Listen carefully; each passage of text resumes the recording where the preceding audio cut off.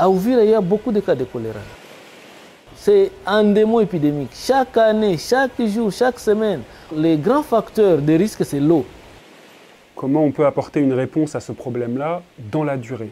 La Fondation Veolia a proposé de mettre en place une étude d'impact, de suivre comment l'arrivée d'un service de qualité avec ces trois facteurs. Qualité d'eau, accessibilité, c'est-à-dire des robinets proches, et puis disponibilité, c'est-à-dire un service d'eau qui n'a pas de coupure intempestive. Voilà, comment ce service-là va avoir un impact sur le choléra.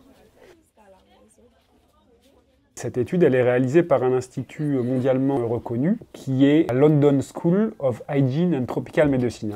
Ces chercheurs ont mis en place un protocole extrêmement original qui permet en fait de dissocier l'impact à la fois du bon fonctionnement du réseau dans son ensemble, mais également de l'évolution des niveaux d'accès par les ménages. Quel est l'impact en termes de santé publique lorsqu'on passe d'une source d'eau non améliorée, on va chercher de l'eau dans le lac ou à la rivière, à une borne fontaine partagée, et d'une borne fontaine partagée éloignée à une borne fontaine plus proche, et d'une borne fontaine à une connexion individuelle.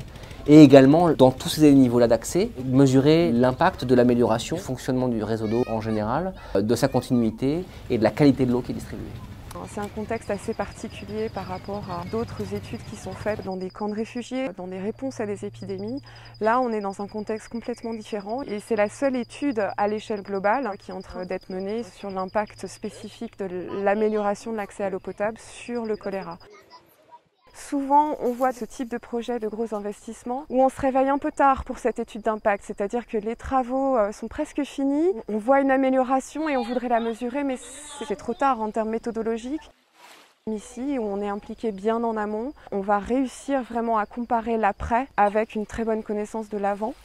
La spécificité de ce projet, c'est qu'il est construit en parallèle d'une étude d'impact et donc le phasage des travaux est un peu différent de ce qu'on fait d'habitude puisqu'on intervient de manière randomisée.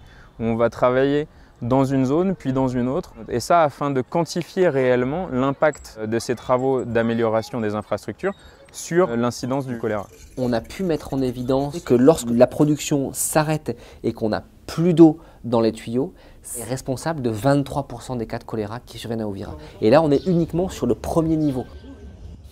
Un autre aspect, qui a déjà été publié dans une revue très prestigieuse, montre que 60% des cas sont liés à des maladies qui sont autres que le choléra. Et ça, c'est une question qui est importante dès lors que, par exemple, on compare l'importance de l'accès à l'eau versus l'accès à des vaccins, par exemple. Parce que le vaccin, il ne va cibler que les 40% qui sont liés au choléra.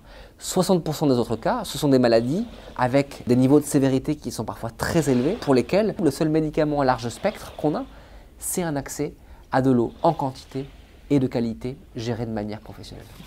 Fort de ces résultats, on pourra envisager une réplicabilité, même au-delà de la RDC. Ces études sont d'intérêt pour la communauté internationale qui débat actuellement de l'intérêt des investissements court terme par rapport à des investissements de plus long terme. Il est plus facile de regarder l'impact, Bastille qui traite l'eau, c'est un protocole assez médical. Sur un réseau d'eau, c'est plus compliqué et du coup, c'est pas souvent fait. Et avec des experts comme ceux de la London School of Hygiene and Tropical Medicine, c'est en train d'être réalisé à Uvira et le monde de l'eau sera intéressé par les résultats.